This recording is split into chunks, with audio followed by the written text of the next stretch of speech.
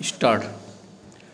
महोदय, उस जमाने में रेलवे कर्मचारियों को भड़का करके हड़ताल करना और फलस्वरूप एक ऐसी व्यवस्था पैदा करना जिसके कारण बंगाल के पीड़ित लोगों की सहायता न की जा सकी, उचित कार्य था।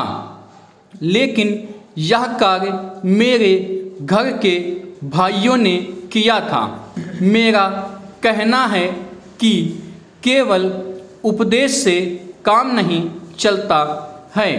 जब ऐसे प्रश्न आए तो उपदेशात्मक भाषाओं में ही फंसकर रहा ना जाए, बल्कि आवश्यकता है कि ऐसे प्रश्नों पर सारे राजनीतिक दल देश हित को ध्यान में रखते हुए संजीदगी से विचार करें और उन सब का हल तलाश करें।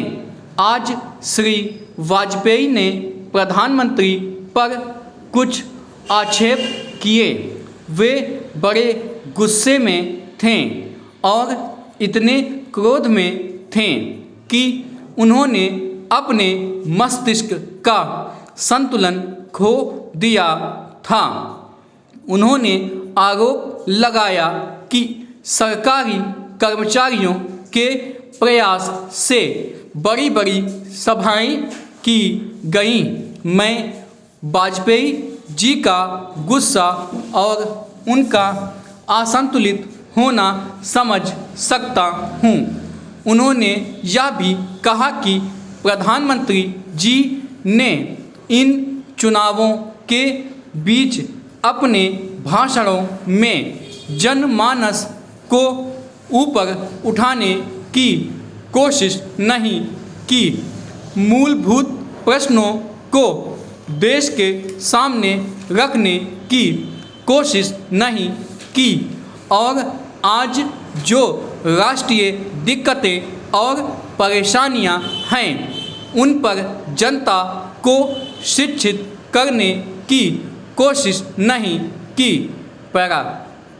प्रधानमंत्री ने अपने चुनाव भाषणों में देश के अंदर जो शक्तियां राष्ट्रीय एकता को भंग कर रही हैं, धर्म के नाम पर, जाति के नाम पर, भाषा के नाम पर या क्षेत्रीयता के नाम पर संकीर्णता की भावना पैदा कर रही हैं, जनता को उनसे सजग किया।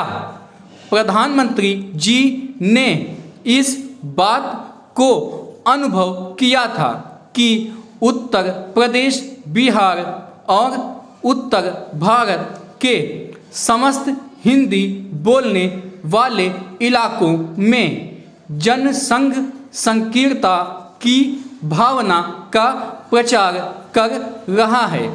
जिस प्रकार से जनसंघ सांप्रदायिकता की भावना को बढ़ावा दे रहा है, राष्ट्रीय शक्तियों को तोड़ने की नीति चला रहा है, उससे हमारे राष्ट्रीय मूल, राष्ट्रीय नीतियां और राष्ट्रीय एकता खतरे में है।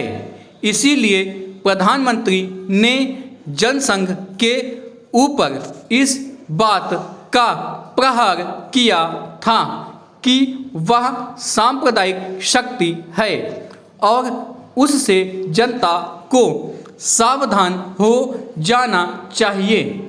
आज जो वाजपेयी जी का गुस्सा है उसको हम समझ सकते हैं।